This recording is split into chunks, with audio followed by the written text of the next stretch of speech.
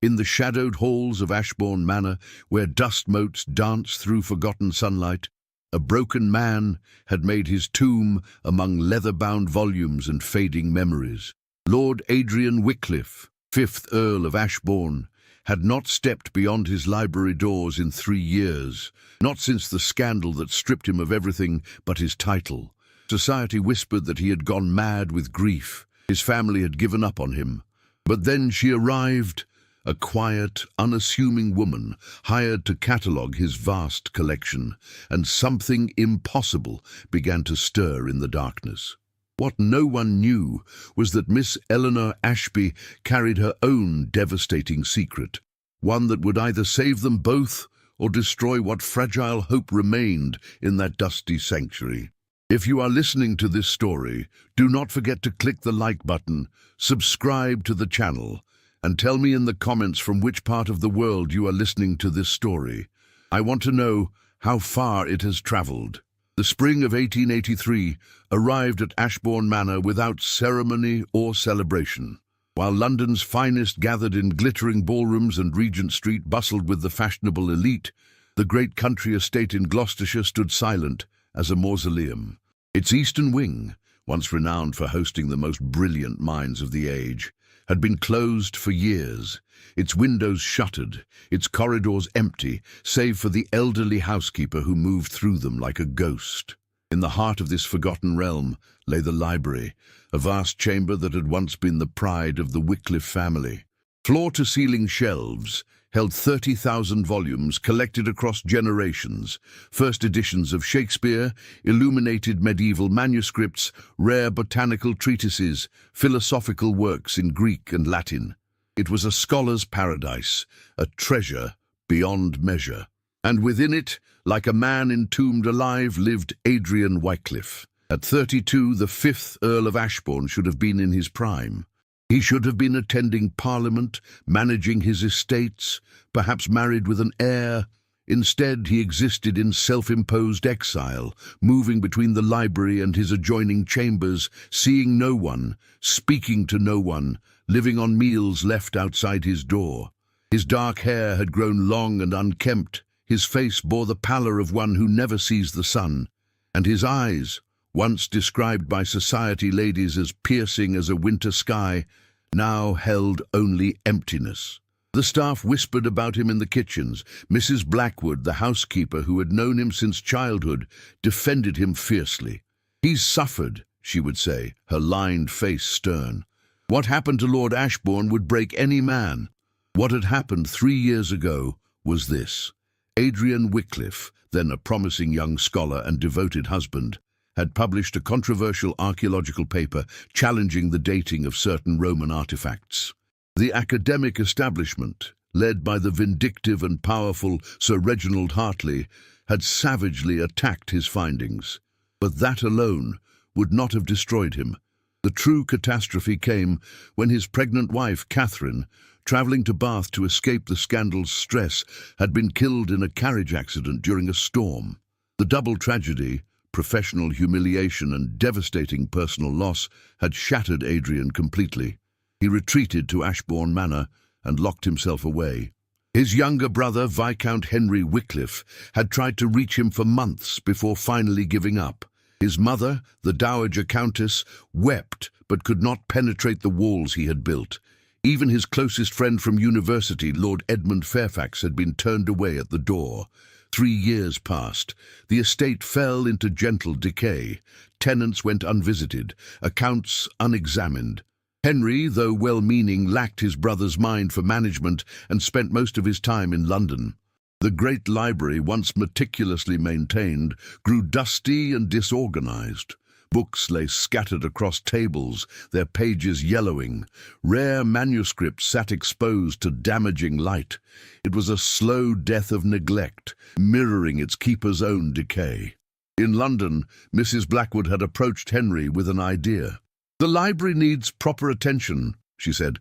"Your brother may not care for the outside world, but he has always loved those books. Perhaps if we brought in a cataloguer, someone quiet and unobtrusive, he might tolerate their presence, and it might remind him that life still exists." Henry, desperate to find any way to reach his brother, agreed. He consulted with Edmund, who recommended a professional from the British Museum, Miss Eleanor Ashby, a woman known for her expertise in rare manuscripts and, more importantly, her discretion and gentle manner. Eleanor Ashby was 28, which London society considered dangerously close to permanent spinsterhood. She was the orphaned daughter of a country vicar, raised with education but little fortune.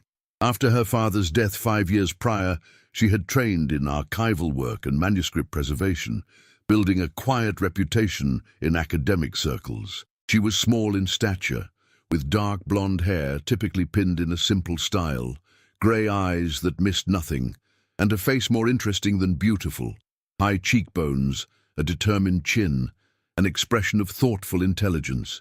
She had never married by choice as much as circumstance. She had watched too many intelligent women become trapped in stifling marriages, their minds wasted on domestic trivialities. She had seen her own mother's spirit slowly crushed by poverty and endless childbearing before an early death. Eleanor had chosen a different path: independence, work that challenged her, a life of the mind. It was lonely sometimes, yes, but it was hers. When Lord Fairfax approached her about the Ashbourne Commission, he had been honest about the situation. "The Earl is unwell," he said carefully. "He has isolated himself completely. You would be working in the library, and he may be present, but he will not acknowledge you. He may not even seem to notice you. Can you work under such conditions?" Eleanor considered. The salary was generous. She suspected they were paying extra for the difficulty, and the library itself was legendary. To have access to the Ashbourne collection, to properly catalogue and preserve it, would be the opportunity of a lifetime. "I can work in silence," she said quietly. "In fact, I prefer it." What she did not tell Lord Fairfax was that she, too, carried grief. 2 years ago, her younger sister Emma, bright, beautiful Emma, only 20, had died of consumption. Eleanor had nursed her through the final terrible months, watching helplessly as the disease consumed her from within. Afterward, Eleanor had thrown herself into work, using it as a shield against her own pain. She understood, perhaps better than most, the desire to disappear into books, to escape into the written word when reality became unbearable. And so, on a mild April morning, Eleanor arrived at Ashbourne Manor.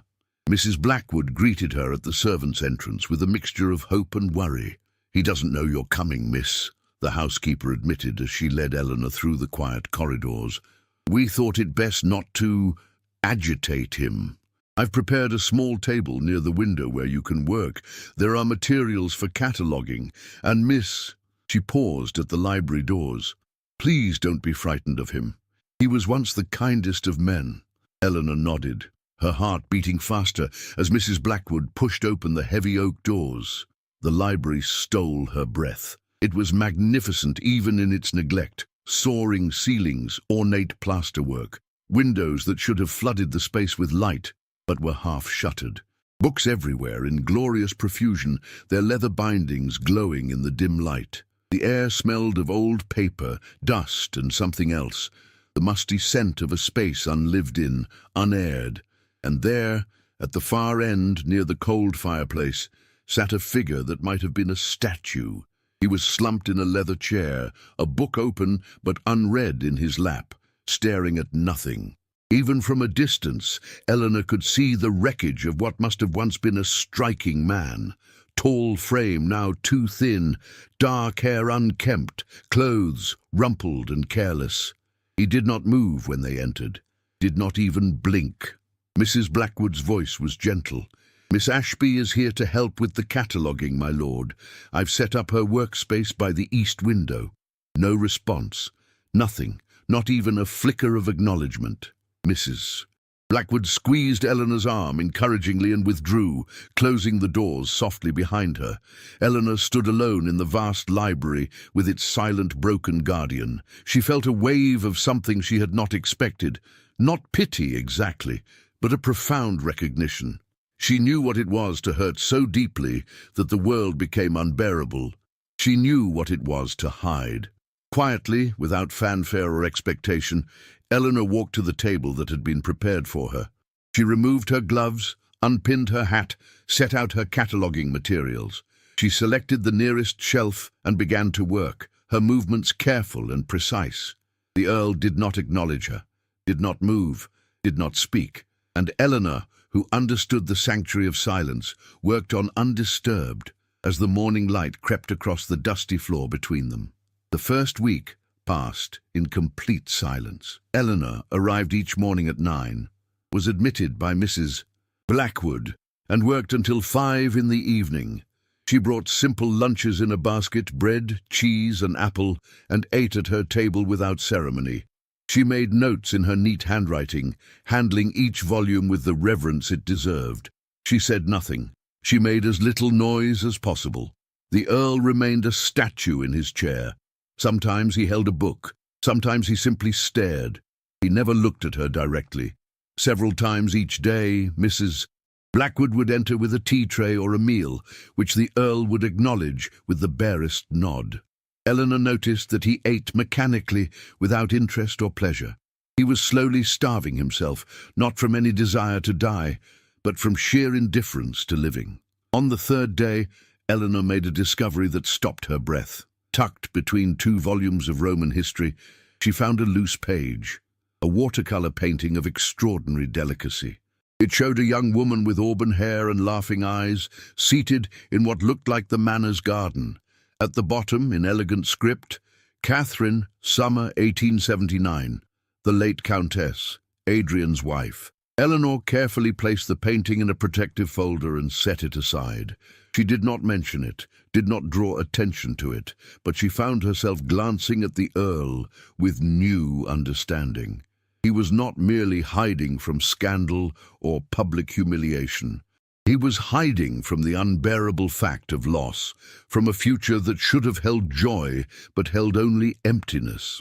By the end of the first week, Eleanor had catalogued approximately 200 volumes and had begun to understand the organization, or rather, the former organization of the collection. It had once been brilliantly arranged by subject and period, the work of a sophisticated mind.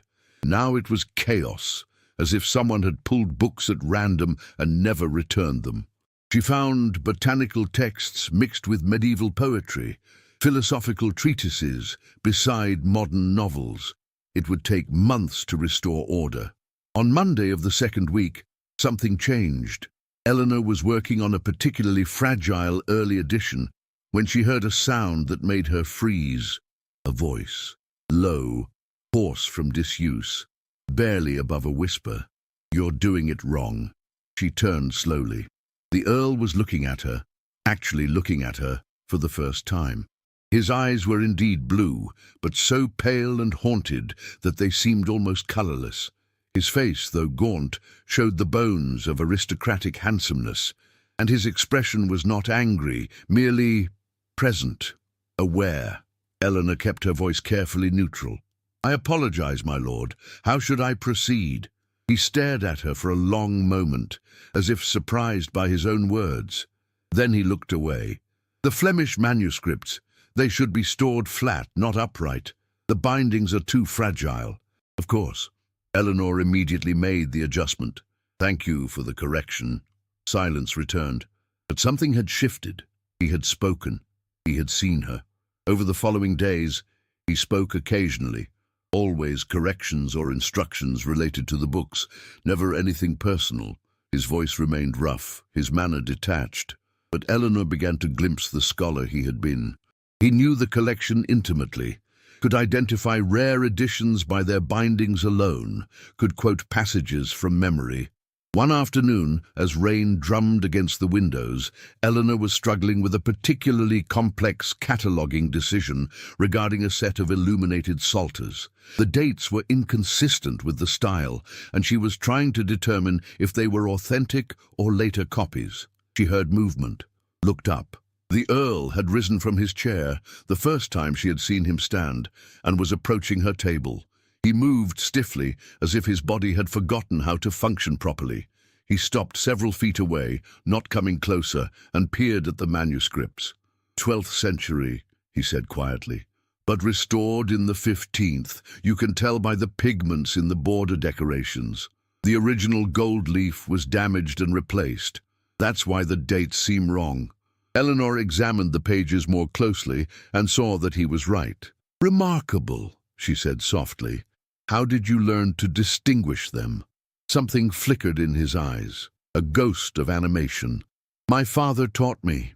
He studied in Italy, learned from experts in Venice. These manuscripts were his passion. A pause. Before he died, he made me promise to preserve the collection. It was the most personal thing he had said. Eleanor felt the weight of it, the pain beneath the words. A promise to a dead father, a responsibility abandoned in grief. You're honoring that promise now, Eleanor said gently, by allowing me to help preserve them properly. He looked at her then, truly looked at her, his pale eyes meeting hers, and for a moment she saw not the broken recluse, but the man he had been, intelligent, passionate, alive. Then the shutters came down again, and he turned away, returning to his chair. But Eleanor noticed that afternoon that he watched her work, occasionally. Not constantly, not intrusively, but with a flicker of interest that had not been there before. The third week brought unexpected warmth, and Mrs. Blackwood opened several windows, letting spring air flood the stale library. Eleanor found herself humming very softly as she worked, a habit from childhood, her father's favourite hymn. She didn't realize she was doing it until the Earl spoke. What is that melody? She stopped immediately. I apologize. I didn't mean to disturb you. You didn't. He was looking at the ceiling, not at her. It's Abide With Me. My mother used to sing it. My father loved it, Eleanor said quietly. He was a vicar. He died 5 years ago. A long silence. Then, and yet you still sing it. Memory isn't always painful, Eleanor said. Sometimes it's a comfort. He saw his hands tighten on the arms of his chair, his knuckles white, but he said nothing more. That evening, as Eleanor was preparing to leave, she noticed something that made her heart clench. On the table beside the Earl's chair, partially hidden beneath a book, was the watercolour of Catherine that Eleanor had found. He had retrieved it, was keeping it near him. He was not as dead inside as he pretended. The grief was still there, still raw, still crushing, but he was carrying it, holding it, rather than being buried by it. It was a small distinction, but Eleanor, who had learned to measure healing in tiny increments after Emma's death, recognized it as significant. As she left the library that evening, she paused at the door. The Earl was again staring into the empty fireplace, the watercolour in his lap. Without thinking, Eleanor spoke softly. "Good night, my lord." She did not expect a response, but as she closed the door, she heard it, so faint she might have imagined it. Good night. That night, alone in the small cottage on the estate where she had been given lodging, Eleanor sat by her own window and thought about the Earl of Ashbourne. She thought about the way grief could become a fortress, how pain could feel safer than healing, because healing meant facing the world again, risking more loss. She thought about how she, too, had hidden after Emma's death, how work had been her own library, her own dusty sanctuary. And she realized something that surprised her. She was not afraid of Adrian Wycliffe's silence or his brokenness. She understood it too well.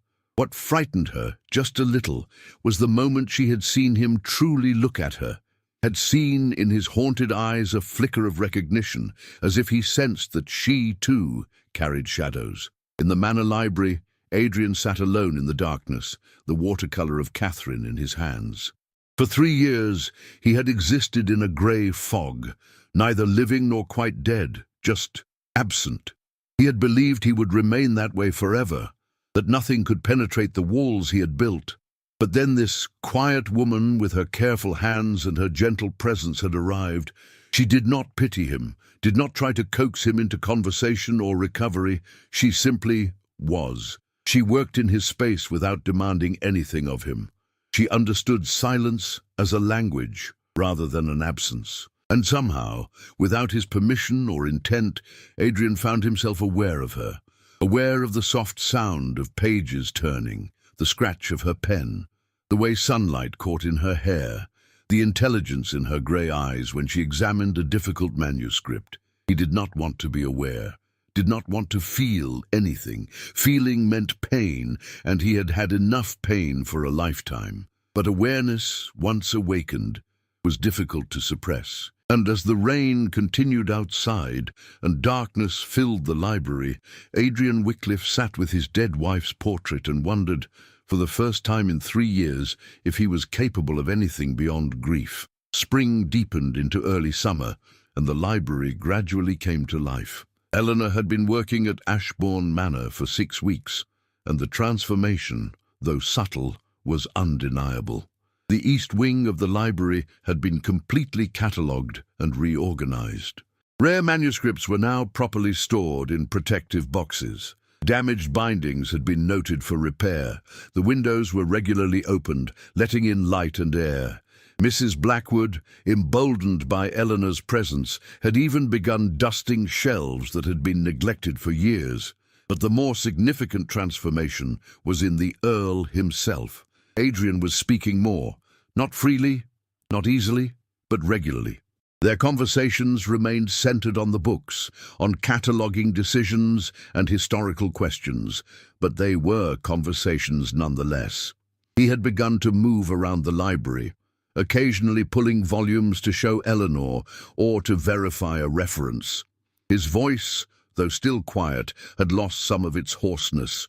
He was eating more regularly, Mrs. Blackwood reported with barely concealed joy. He had not left the library, had not seen anyone else. But within this confined space, he was slowly, tentatively remembering how to be human. One afternoon in mid-June, Eleanor discovered a locked cabinet in the far corner of the library. The wood was dark with age, and the lock was elaborate, clearly designed to protect something valuable. "My lord," she called softly, "should I attempt to catalogue whatever is in this cabinet, or is it private?" Adrian looked up from the manuscript he had been examining. He had, remarkably, begun to help with the cataloguing work, as if his hands needed occupation. He went very still when he saw what she was indicating. "That's my research," he said finally. "My archaeological work. From before the scandal. Before Catherine's death, before everything collapsed." "Would you like me to leave it closed?" Eleanor asked gently. He stood motionless for a long moment, his face unreadable. Then he crossed the library, pulled a key from his pocket, he'd been carrying it all along, and unlocked the cabinet. Inside were papers, notebooks, photographs, and artifacts carefully wrapped in cloth. Adrian stared at them as if confronting ghosts. "I was trying to prove that Roman occupation in Britain was more extensive than traditionally believed," he said, his voice tight. "I found evidence of settlements in unexpected locations, artifacts that challenged the accepted timeline. Sir Reginald Hartley, he was the authority on Romano-British history. He said my findings were amateurish, my methods flawed. He had me blackballed from every archaeological society, called me a charlatan in print." Eleanor looked at the careful notes, the detailed sketches and measurements, the methodical documentation. "Were your findings flawed?" "No." The word was sharp, certain. "They were sound. I had evidence. But Hartley had power, reputation, connections, and I—" He touched one of the notebooks with something like tenderness. "I was too devastated by Catherine's death to fight him. I let him win by default." "You could still publish," Eleanor said quietly. "The work is here. The truth doesn't change because time passes. The academic world has moved on. They think I'm a mad recluse. Even if I tried to publish now, no journal would accept it. Hartley saw to that." Eleanor carefully removed one of the notebooks and began to read. The research was meticulous, the arguments logical and well supported. The photographs showed artifacts that did indeed seem to contradict conventional dating. "This is brilliant work," she said. "It deserves to be seen." Adrian gave a bitter laugh. By whom? I have no colleagues anymore, no allies, no reputation to lend credibility. You have the truth, Eleanor said firmly, and the truth has a way of surviving even when buried. Like these manuscripts, they survived centuries of neglect because their value was inherent. Your research is the same. He looked at her with an expression she couldn't quite read. Surprise, perhaps, or the beginning of something like hope. You sound very certain for someone who has known me mere weeks. I know your mind, Eleanor replied, gesturing at the library. I've seen how you think, how you organize information, how you approach problems. Your research bears the same qualities: precision, thoroughness, intellectual honesty. Those don't lie. For a moment she thought he might smile. He didn't, quite, but something eased in his face. You have remarkable faith in methodical documentation, Miss Ashby. I have faith in observable evidence, my lord, and the evidence suggests you are a brilliant scholar who was wronged by a petty tyrant protecting his own territory. This time he did smile, just slightly, just for a second. It transformed his face, showing the ghost of the man he had been, charming, vital, capable of warmth. Then it faded, but not entirely. A trace of it remained, like sunlight lingering after clouds pass. They spent the rest of that afternoon going through his research together. Adrian explained his findings, his voice gaining strength as he talked about stratigraphy and carbon dating and ceramic styles. Eleanor asked intelligent questions, challenged assumptions in ways that clearly stimulated rather than threatened him. She could see him coming alive in a way he had not been before, his hands gesturing, his eyes bright, his entire being focused and engaged. It was, Eleanor realized with a small shock, the most animated she had ever seen him, and it was then, watching him explain a particularly complex archaeological puzzle with genuine enthusiasm, that she understood something unsettling about herself. She was beginning to care for Adrian Wycliffe not with pity or professional concern, but with something far more dangerous. She pushed the thought away firmly. She was here to catalogue books, not to develop feelings for a grieving, isolated Earl. Besides, Adrian was clearly still devoted to Catherine's memory. The watercolour was always near him, a constant reminder of his loss. But awareness, once acknowledged, was difficult to suppress. That evening, as Eleanor prepared to leave, Adrian spoke without looking at her. Thank you, Miss Ashby, for looking at my work, for believing it had value. It does have value, Eleanor said. As do you, my lord, though you seem determined not to see it. He did look at her then, searchingly. You are remarkably forthright. Life is short, Eleanor said simply. My sister died at 20, my father at 52. I learned not to waste time on polite evasions when honesty might actually help. Your sister, Adrian said slowly. Mrs. Blackwood mentioned you had suffered a loss. I'm sorry. It was the first personal question he had asked, the first acknowledgement that she too had a history beyond this library. Eleanor felt something catch in her throat. Thank you. She was bright and kind and full of life. Consumption took her slowly. It was terrible to watch. And yet you can speak of her without... He gestured vaguely, unable to find words. Without falling apart? Eleanor finished gently. I did fall apart, for a time, but grief doesn't honor the dead. Living does. Remembering them with joy rather than only pain, that honors them. Adrian turned away, his shoulders rigid. I cannot, he said hoarsely. I cannot think of Catherine without seeing the accident, without knowing I failed to protect her. You did not cause the storm, Eleanor said. You did not drive the carriage. You did not kill your wife, my lord. Fate did. Life did. The same cruel randomness that takes young women to consumption and good men to early graves. She was traveling because of the scandal, because of my work. If you had not pursued truth, if you had not been a scholar, then you would not have been the man she married. Catherine married an archaeologist, a thinker, someone who cared about knowledge. You cannot blame yourself for being who you were. Adrian made a sound somewhere between a laugh and a sob. You make it sound simple. It is not simple at all, Eleanor said. It is the hardest thing in the world, but it is also the only way forward. She left him then, sensing he needed solitude to process, but as she walked back to her cottage in the long summer twilight, she felt something shift in the air, a sense of potential, of possibility. Adrian was beginning to rejoin the world, even if that world was still confined to a single library. Inside the manor, Adrian stood before the locked cabinet, staring at his research. For 3 years, he had left it sealed, unable to bear even looking at the work that had cost him everything. But tonight, Miss Eleanor Ashby, a woman he had known barely 6 weeks, had looked at his findings and seen their worth, had looked at him and seen something beyond the wreckage. He picked up the watercolor of Catherine, studied her laughing face. She would like Miss Ashby, he said softly to the portrait. She would approve of someone who speaks the truth so plainly. It felt disloyal even to think such a thing, but it also felt true. Catherine had been many things, beautiful, charming, loving, but she had never shared his passion for scholarship.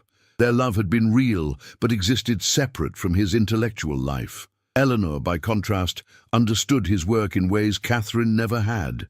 She challenged his ideas, engaged with his research, saw the value in evidence and careful thought. He was not comparing them, Adrian told himself firmly. One did not replace the other. Catherine was his past, his lost love, the ghost that haunted him. Eleanor was simply someone who understood books, an employee, a colleague of sorts. But even as he formed these reassuring thoughts, Adrian knew they were incomplete. Eleanor Ashby was becoming something more than a cataloguer in his library. She was becoming a presence he looked for each morning, a voice he waited to hear, a mind he wanted to engage with, and that terrified him. Because allowing Eleanor to matter meant risking pain again, meant acknowledging that life continued despite loss, meant facing the possibility that his heart, which he had believed dead and buried with Catherine, might still be capable of stirring. He set down the watercolor and looked around the library, at the ordered shelves, the opened windows, the evidence of Eleanor's careful work. She had brought light back into this space without him even realizing it was happening. The question was, could he bear to let that light reach him fully, or would he retreat again into comfortable darkness? Adrian did not know, but for the first time in 3 years he was at least asking the question, and that, perhaps, was a beginning. The letter arrived on a Tuesday morning in late June, delivered by express post and marked urgent. Mrs. Blackwood brought it to the library with obvious trepidation, knowing the Earl had refused all correspondence for years. "My lord," she said hesitantly, "this is from Viscount Henry. He says it's important. About the estate." Adrian looked up from the manuscript he and Eleanor had been examining, a beautifully illuminated book of hours. His expression immediately shuttered, the wariness of a wounded animal returning. "Leave it." Mrs. Blackwood set the letter on his table and withdrew. Adrian stared at it as if it were a serpent. Eleanor, sensing his distress, quietly returned to her own work, giving him privacy.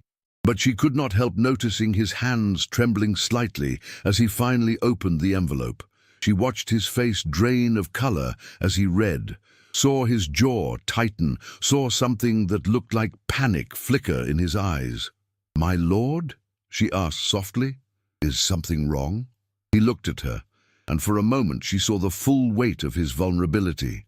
"My brother writes that the estate finances are in crisis.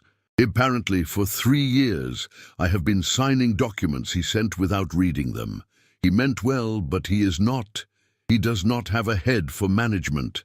There are debts, tenants who have not been properly attended to, legal matters that require my immediate attention."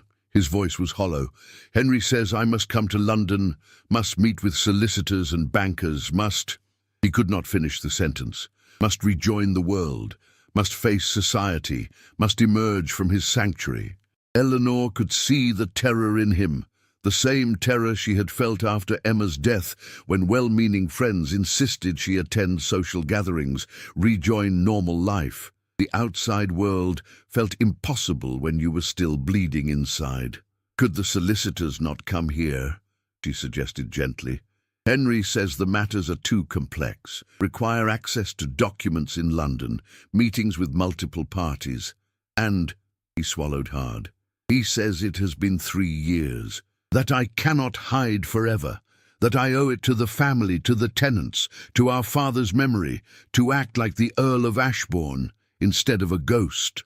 "That seems rather harsh," Eleanor said, her voice sharpening. "You are recovering from profound trauma, not indulging in leisure." "Am I recovering?" Adrian asked bitterly. "Or merely existing in a comfortable tomb? Perhaps Henry is right. Perhaps I am a coward." "You are not a coward," Eleanor said firmly. "You are a man who suffered devastating losses and needed time to heal. There is no shame in that. But 3 years, Miss Ashby, 3 years of hiding while the world moves on, while responsibilities go unmet, while my brother struggles with burdens that should be mine. What kind of man does that make me?" "A human one," Eleanor replied. "My lord, healing is not linear. It does not follow convenient schedules or social expectations. You needed this time, but—" She hesitated, choosing her words carefully. "But perhaps it is time to consider small steps outward, not because you owe society anything, but because you owe yourself a life." Adrian looked at her with desperate eyes. "I do not know if I can. The thought of leaving this room, of facing people, of being seen—" He broke off, struggling. "Then don't think of it as leaving permanently," Eleanor said. "Think of it as an expedition. You are an archaeologist. You explore difficult terrain, examine challenging sites, document what you find. Consider London an archaeological site requiring your professional attention. You gather the necessary information, handle the required matters, and return here, to your sanctuary." Something in the framing seemed to help him. His breathing, which had become rapid and shallow, began to slow. "An expedition," he repeated. "A temporary sortie, not an abandonment." "Exactly. And—" Eleanor hesitated, then plunged forward. "I could continue cataloguing while you're away. Your library will be here when you return. This space will still be yours." He looked at her with such raw gratitude that it made her heart ache. "Would you? I know it sounds absurd, but the thought of this room changing, of losing what we've—" He stopped, seeming to realize what he was saying. "What has been accomplished here? Nothing will change," Eleanor promised. "Except that more books will be properly catalogued and preserved. I will be here when you return." The promise seemed to anchor him. He nodded slowly. "Very well. I will go to London. I will handle the estate matters, and then I will come back." But as the words left his mouth, they both knew it was not that simple. Going to London meant facing Sir Reginald Hartley's sphere of influence, meant encountering society that had watched his humiliation and his retreat, meant risking judgment, pity, and scorn.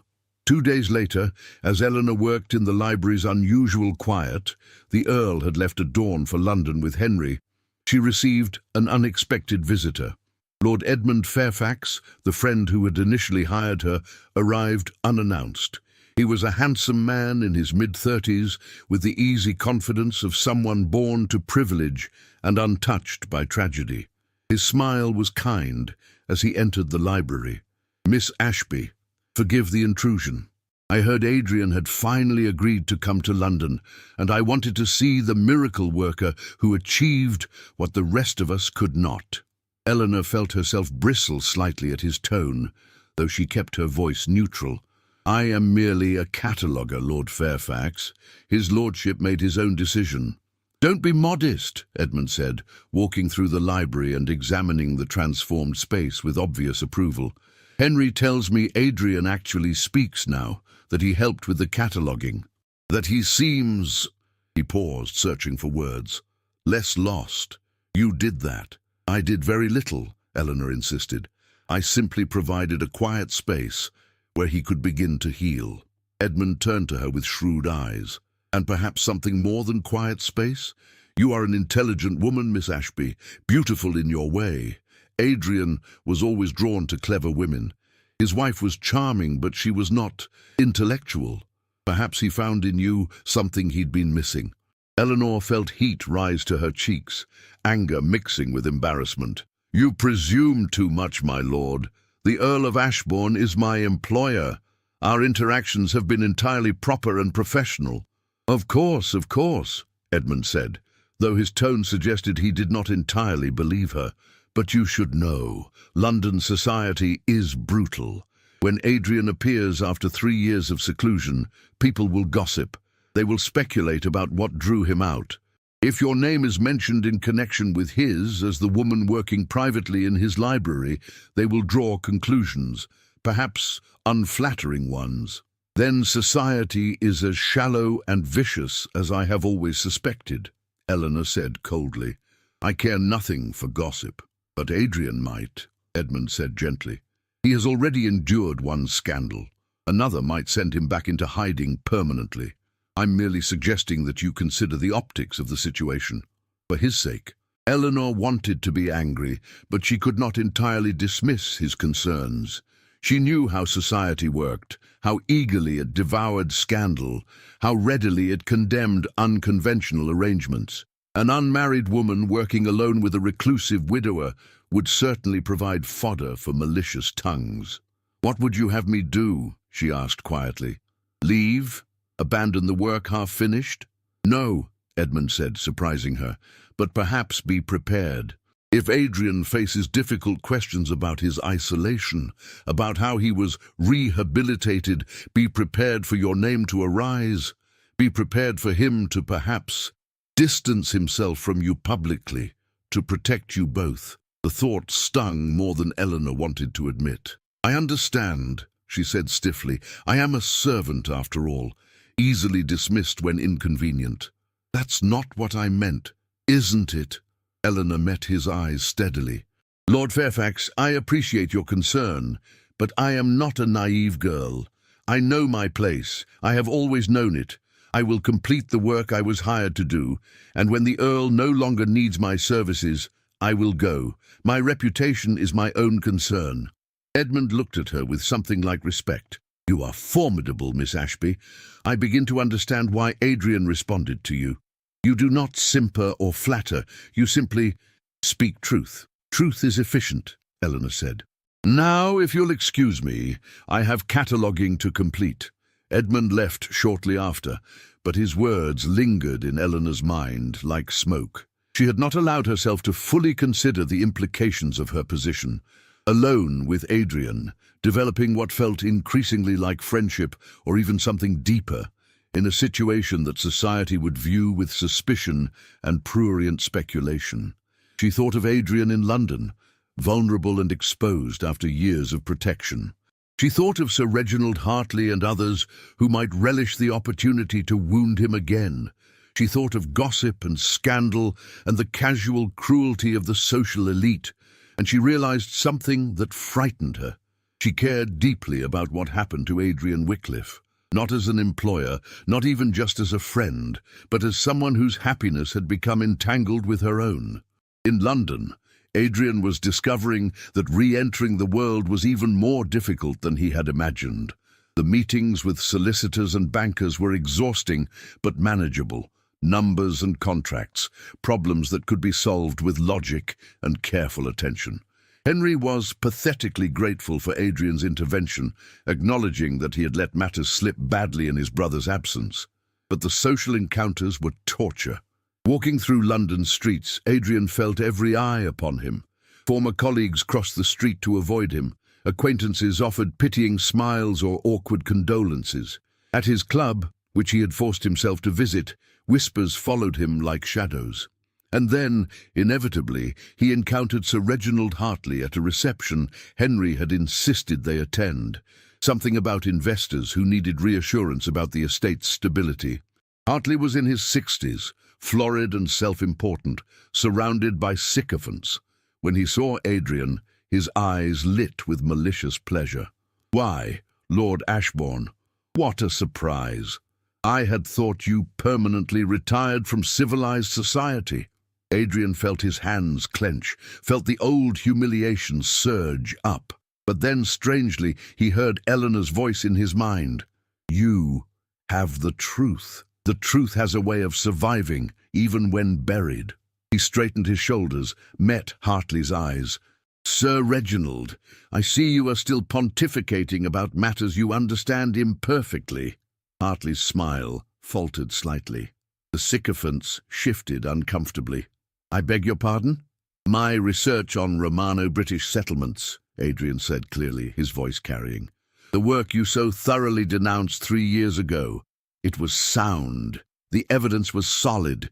You attacked it not because it was flawed, but because it threatened your reputation as the singular authority.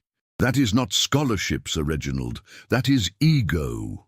Hartley's face went purple. "How dare you—" "I dare because I no longer care for your approval or anyone else's," Adrian interrupted. "I have spent 3 years in isolation, believing myself ruined. But I realize now that reputation is not the same as truth. My findings were correct. They remain correct. And one day, when someone else discovers the same evidence, history will prove me right, and you a petty tyrant who blocked scientific progress to protect his own vanity." He turned and walked away, leaving Hartley spluttering behind him. Henry caught up to him in the corridor, eyes wide. "Adrian, that was extraordinary. But it may make things difficult." "I no longer care about difficult," Adrian said. And he realized, with a shock, that it was true. Something had shifted in him. Eleanor's quiet confidence, her belief in his work, her insistence on truth over convenience, it had given him back something he thought he had lost forever, the courage to stand by his convictions. That night, alone in the London townhouse, Adrian wrote a letter. "Dear Miss Ashby, I hope this letter finds you well and the cataloguing proceeding smoothly. London has been as trying as I feared, but also unexpectedly liberating. Today I confronted Sir Reginald Hartley and publicly defended my research. I believe I have you to thank for that courage. Your words about truth surviving, about honoring the dead through living, they have stayed with me. I find myself thinking often of the library, of our conversations, of the peaceful work we have shared. I realize that what you have given me is not merely organization for a book collection, but something far more valuable, a reason to engage with the world again, however cautiously. I will return to Ashbourne as soon as the estate matters are resolved. I hope you will still be there. I find, Miss Ashby, that your quiet presence has become far more than comfort. It has become necessity. With deepest gratitude and respect, Adrian." He stared at the letter for a long time before sealing it. The words were more revealing than he had intended, exposing feelings he had barely admitted to himself, but he sent it nonetheless, because Eleanor had taught him something important. Truth, even when frightening, was better than evasion. 2 days later, her reply came. "My lord, I am glad to hear of your confrontation with Sir Reginald. He sounds precisely the sort of small-minded bully who obstructs progress for personal gain. Your courage in facing him after years of avoiding such conflicts speaks to significant healing. You should be proud. The library continues as you left it. I have completed the medieval collection and moved to the 18th century travel narratives. I find I rather miss our discussions of manuscript illumination and archaeological methodologies. The work is thorough but lonely without your insights. Please know that I will be here when you return. Your sanctuary remains intact, though I confess it feels less like a sanctuary and more like simply a library in your absence. Perhaps that is progress of a sort. Yours in continued cataloguing, Eleanor Ashby." Adrian read the letter 3 times, searching for hidden meanings in her careful words. "The work is thorough but lonely without your insights." Was that professional courtesy or something more? Yours in continued cataloguing, was that deliberate ambiguity or his own wishful imagination? He realized with a mixture of wonder and terror that he wanted it to be something more.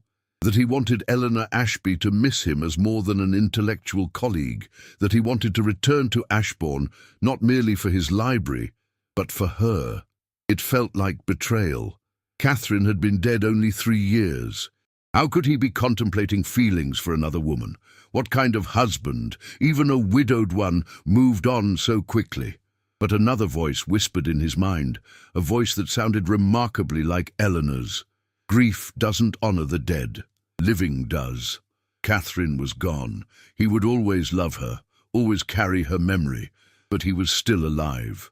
And Eleanor had reminded him what living could mean: intellectual engagement, meaningful work, genuine connection. Perhaps even someday something deeper. The question was whether he had the courage to pursue it, whether he could risk his heart again after it had been so thoroughly shattered. Adrian did not yet know the answer, but he finished the estate business with new efficiency, driven by a desire to return to Ashbourne and to Eleanor that surprised him with its intensity. He would go back, and then he would see what might be possible in that dusty library that had become so much more than a hiding place. It had become, impossibly, a place where hope could grow again. Adrian returned to Ashbourne Manor on a golden July afternoon, 3 weeks after his departure. As his carriage rolled up the long drive, he felt his pulse quicken with an emotion that startled him: anticipation. Mrs. Blackwood greeted him at the entrance with tears in her eyes. "My lord, you look well, truly well. Not just physically, but—" She touched her hand to her heart. "Here, you look alive again." Adrian managed a small smile. "I feel somewhat alive, Mrs. Blackwood. It is disorienting, but not entirely unpleasant. Is Miss Ashby—" "In the library, my lord." "Where else?" The housekeeper's eyes twinkled knowingly. "She's been working tirelessly, barely stops for meals. Says she promised you the work would continue." Adrian found himself almost running through the corridors, then forcing himself to slow, to approach with dignity. But his heart was racing in a way that had nothing to do with exertion. He opened the library doors quietly. Eleanor was at her table by the window, bent over a large ledger, her pen moving in steady strokes. Sunlight poured through the now pristine windows. She had clearly had them thoroughly cleaned, and caught in her hair, turning it to pale gold. She wore a simple blue dress, ink-stained at the cuffs, and her expression was one of intense concentration. She had not heard him enter. For a moment, Adrian simply stood and looked at her, this woman who had somehow become essential to him. Not beautiful in the conventional sense, perhaps, but striking in her intelligence, her composure, her quiet strength. He felt something unfurl in his chest, something warm and terrifying and utterly undeniable. "Miss Ashby," he said softly. She looked up, and her face transformed. It was not a dramatic change, no theatrical gasp or exclamation, but her eyes brightened. Her mouth curved into a genuine smile, and she rose from her chair with what seemed like unconscious grace. "My lord, you're back." "I promised I would be," Adrian said, walking toward her. "How has the work progressed?" "See for yourself." Eleanor gestured around the library. Adrian looked and felt his breath catch. She had accomplished remarkable things in 3 weeks. Entire sections had been reorganized and labeled. Protective cases housed the most valuable manuscripts. A new filing system tracked every volume's location and condition. The library looked like a living collection, rather than a mausoleum. "This is extraordinary," he said. "You've done in weeks what would take most cataloguers months." "I had incentive," Eleanor said simply. "I made a promise. And—" she hesitated. "I wanted you to see progress when you returned, to see that your sanctuary was well tended in your absence." Their eyes met, and Adrian felt the air between them charge with unspoken meaning. "I received your letter," he said. "You wrote that the library felt lonely without my insights. I found myself feeling similarly. London, despite being crowded with people, felt lonelier than this library has ever been." Eleanor's cheeks flushed slightly. "You are the heart of this space, my lord. The books are merely decorative, without someone who truly understands them." I think you understand them quite well, Adrian said, moving closer. But I appreciate the sentiment. He paused, gathering courage. Eleanor, Miss Ashby, I need to tell you something. My lord, while I was in London, facing society and old enemies, confronting responsibilities I had abandoned, through all of it, what sustained me was the thought of returning here. To this library, yes, but more specifically, to you. To our conversations, to your presence, to... He stopped, suddenly uncertain. I do not know if I am speaking out of turn, if I am mistaking professional courtesy for something more personal. But I would be dishonest if I did not acknowledge that you have become important to me, not as a cataloguer or an employee, but as a friend, Eleanor supplied gently. As a friend, Adrian agreed. And perhaps, if I'm not presuming too much, as something more. Eleanor was quiet for a long moment. When she spoke, her voice was steady but soft. You are not presuming, my lord. I too have found our time together to be more than professional. I look forward to your insights, yes, but also to your company, to the way your mind works, to the moments when you almost smile, to... She gave a slightly shaky laugh. To you, Adrian. Simply you. It was the first time she had used his given name. It sounded right in her voice, intimate but not presumptuous, friendly but weighted with possibility. I do not know what this is, Adrian admitted, or what it could become. I am still grieving Catherine. I suspect I always will carry that loss. And you are... I am not competing with a memory, Eleanor said firmly. I would never expect you to forget your wife or stop loving her. Love is not finite, Adrian. Caring for me, if you do, does not diminish what you felt for Catherine. But society is irrelevant, Eleanor interrupted. Or rather, society will always find reasons to gossip and condemn. Lord Fairfax warned me as much when he visited, but I did not come to Ashbourne for society's approval, and neither, I think, are you living your life for their benefit any longer. Adrian felt something ease in his chest. You are remarkably wise for someone who spends her days among dusty books. Indeed, dusty books contain considerable wisdom, Eleanor countered with a hint of humour. One simply must know where to look. They stood in the sunlit library, surrounded by thousands of volumes documenting human knowledge and experience across centuries. And Adrian felt the past and present converge. He would always love Catherine, always carry her in his heart, but he was still living, still breathing, still capable of caring for another person. And Eleanor, with her quiet strength and brilliant mind, had shown him that healing was possible, that life could hold joy again. I would like, Adrian said carefully, to continue our work here, and to see if what we have, this friendship, this connection, might grow into something more. If you would be amenable. I would, Eleanor said simply. But slowly, Adrian. Let us not rush. Let us see what develops naturally, without pressure or expectation. Slowly, Adrian agreed. Though I find I'm not as patient as I once believed. Eleanor laughed, a genuine, delighted sound that Adrian realized he had never heard from her before. Patience is overrated anyway, but prudence has its merits. They spent the rest of that afternoon working side by side as they had before, but with a new awareness humming between them.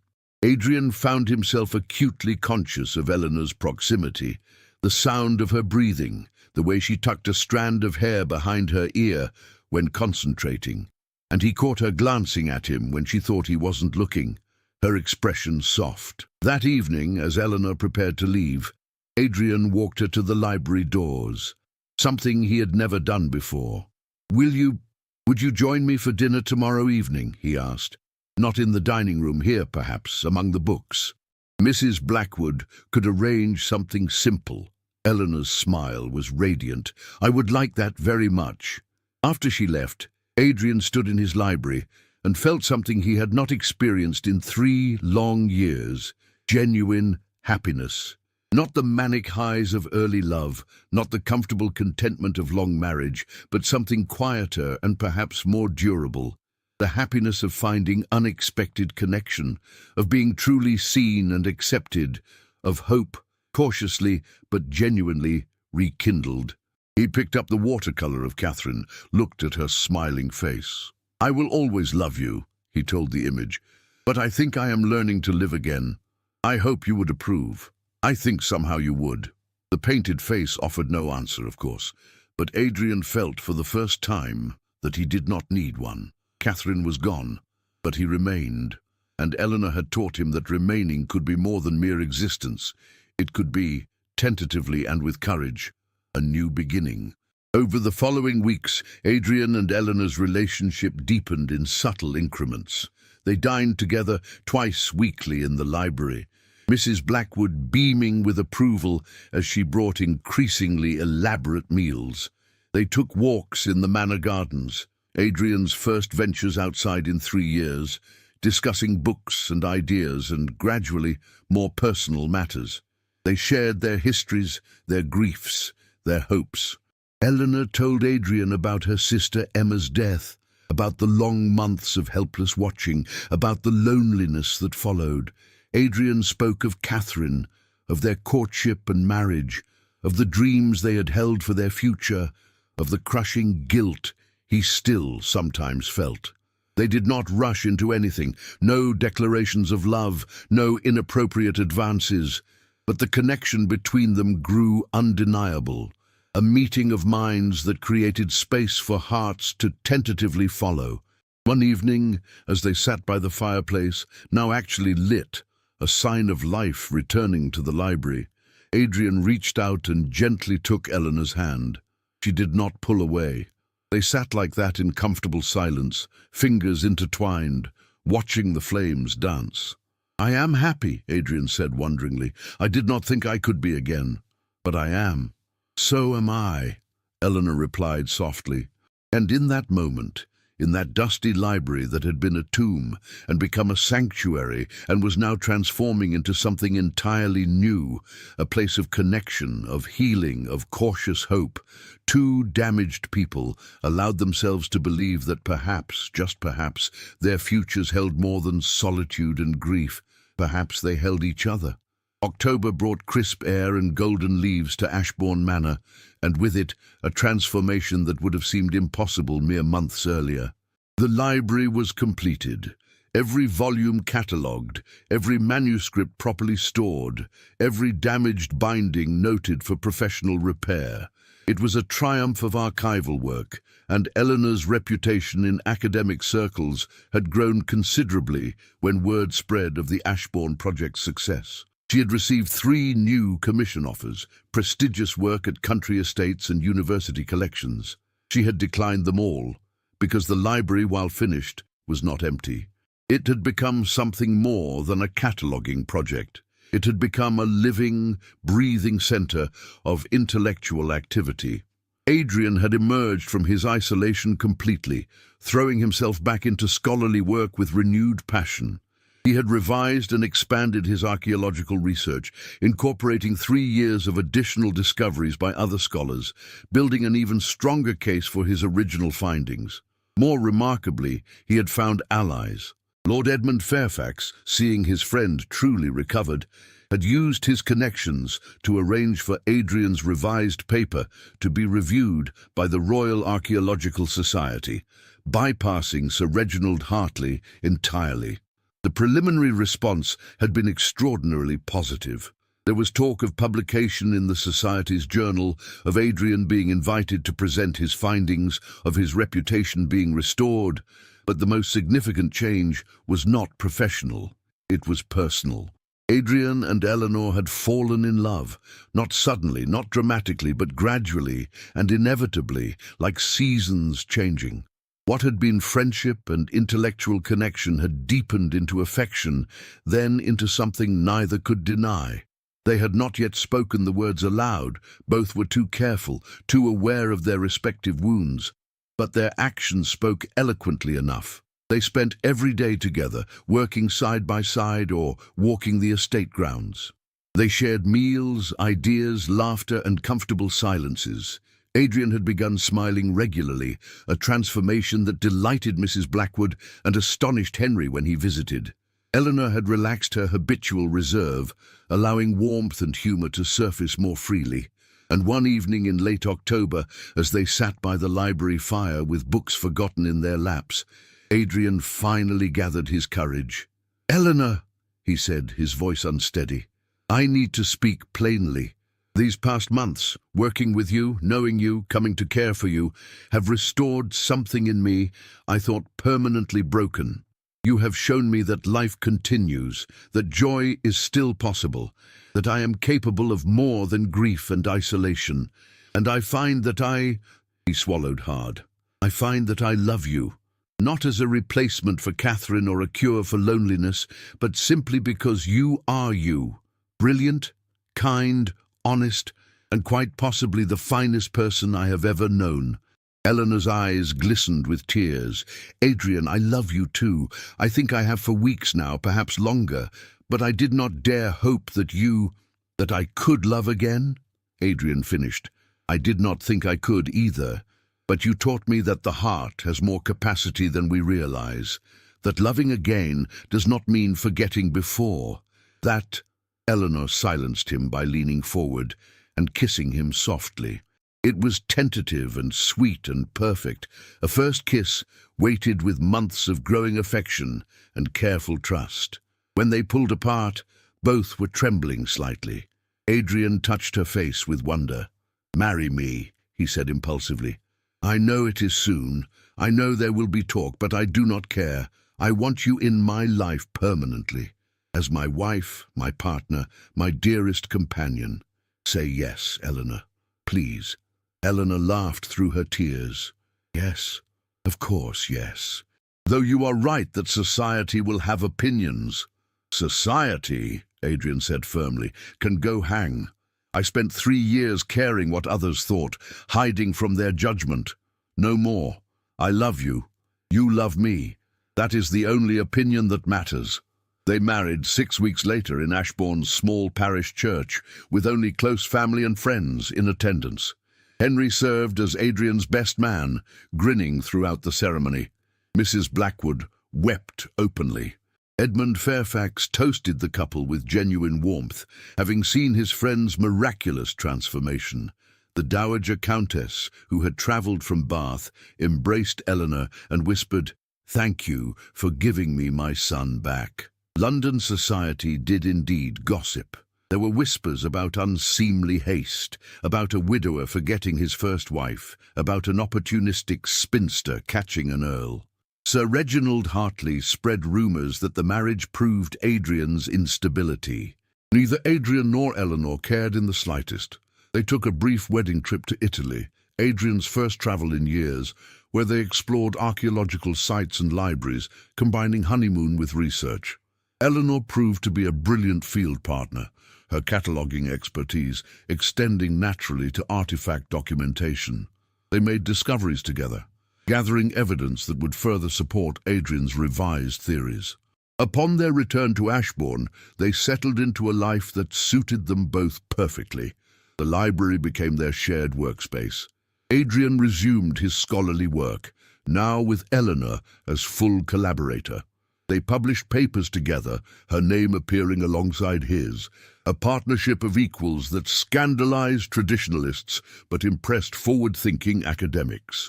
Eleanor transformed the library's cataloguing system into a model that other estates began to request, establishing her own reputation independent of her husband. She occasionally travelled to other collections for consultations, always returning to Ashbourne with new ideas and renewed appreciation for their shared sanctuary. Adrian re-engaged with estate management, but sensibly delegating practical matters to competent stewards while he focused on tenants' welfare and long-term improvements. The properties thrived under his renewed attention. Henry, relieved of responsibilities he had never wanted, cheerfully returned to his London social life. 2 years after their marriage, Eleanor gave birth to a daughter. They named her Catherine Emma, honouring both the wife Adrian had lost and the sister Eleanor still mourned. It felt right to carry those memories forward, to acknowledge that grief and joy could coexist, that the past shaped but did not imprison the future. Little Catherine, Kit, as they called her, grew up surrounded by books, learning to walk among the library shelves, developing her father's curiosity and her mother's methodical nature. She was bright and fearless, with her mother's grey eyes and her father's dark hair. On Kit's third birthday, as the family celebrated in the library with a small party, Eleanor found Adrian standing by the window, looking out at the autumn gardens with a contemplative expression. "What are you thinking?" she asked, slipping her hand into his. "I was thinking about the man I was 5 years ago," Adrian said quietly. "Broken, isolated, convinced my life was essentially over. I was hiding in this library, waiting to die without having the courage to actually do so. And then you arrived, quiet, unassuming, expecting nothing from me. And somehow, without my even realizing it was happening, you brought me back to life. You brought yourself back," Eleanor corrected gently. "I simply provided a safe space while you healed." "We saved each other," Eleanor said. "I was hiding too, you know, in work, in independence, in self-sufficient solitude, telling myself I was content alone because I was afraid to risk my heart. You taught me that risk is worthwhile when you find the right person." They stood together in the library, now truly alive with lamplight and laughter and the sounds of family, and remembered the dusty, silent space it had once been. The man who had hidden there in grief and shame, the woman who had arrived expecting merely to catalogue books and found instead a partner, a love, a future.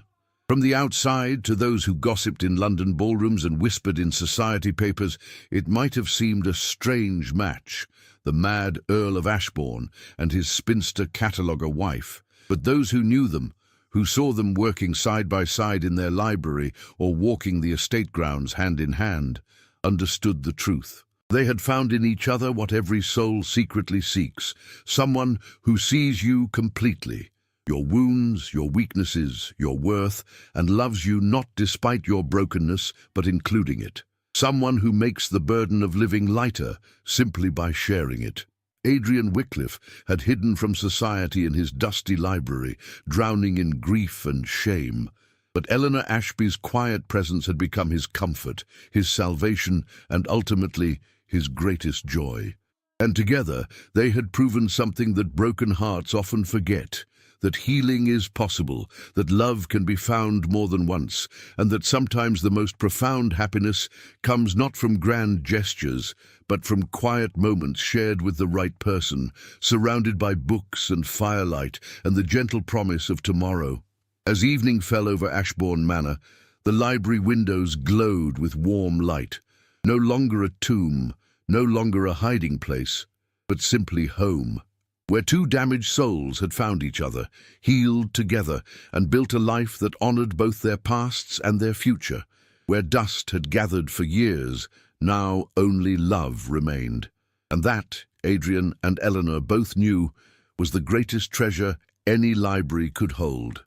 If you are listening to this story, do not forget to click the like button, subscribe to the channel, and tell me in the comments from which part of the world you are listening to this story. I want to know how far it has traveled.